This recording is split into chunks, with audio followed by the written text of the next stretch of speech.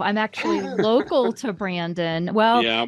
a couple hours away maybe, but Yeah. localish. We're in the same state, and I have Yep, used mold exactly. inspection sciences personally. I've had my family Yeah. members use you guys. And I think it was about a year and a half ago. There's a little private school down in Colorado Springs where Yeah. both of my kids were in high school. And I get a call from, and they're both recovered CIRS patients, right? Yeah. So we Yeah. know with the HLA-DR, multi-susceptible, we really don't want them to have a new exposure.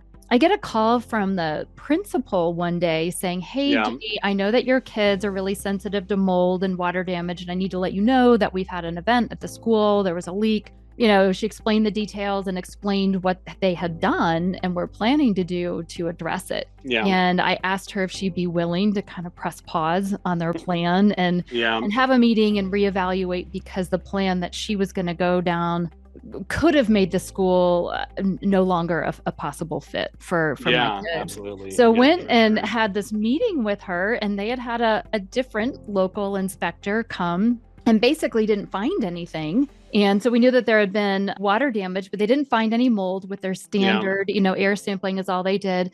They said, "You know what, just for good measure, why don't we just fog the whole school with an antimicrobial, and then it'll kill whatever's here."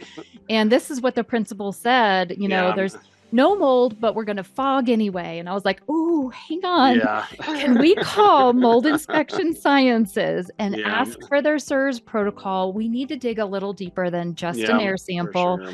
And luckily she was willing to say, "Okay, if your family is willing to maybe help with the extra cost, we'll press pause on our plan, make sure." Well, what happened is your guys came down, did a more thorough evaluation, and they found some pretty scary molds, actually. And exactly. it turns out that the school was really grateful. They said, "Gosh, this is stuff that would have made any of us sick. And if we would have just fogged, that wouldn't have gone down well. We really needed this." For sure. They were really great. Of course, I was grateful because you guys found what would have made my kids sick.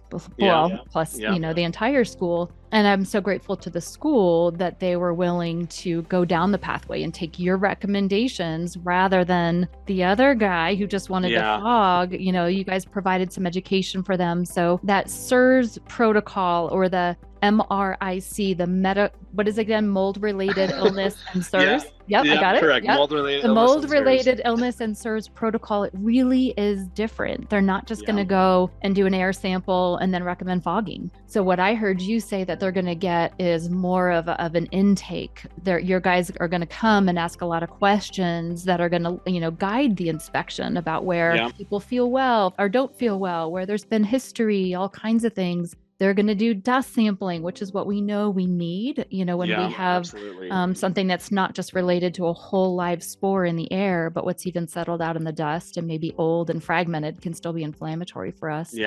So you're going to do that. You're going to spend a longer time digging. I love how you said we're going to leave no rock unturned. So really do a full assessment on the home and then write up recommendations that are safe, that aren't just based on killing, right? But are based on removal of those inflammatory agents. So yes, I am very grateful for what Mold Inspection Sciences have done for my family. 1-888-335-MOLD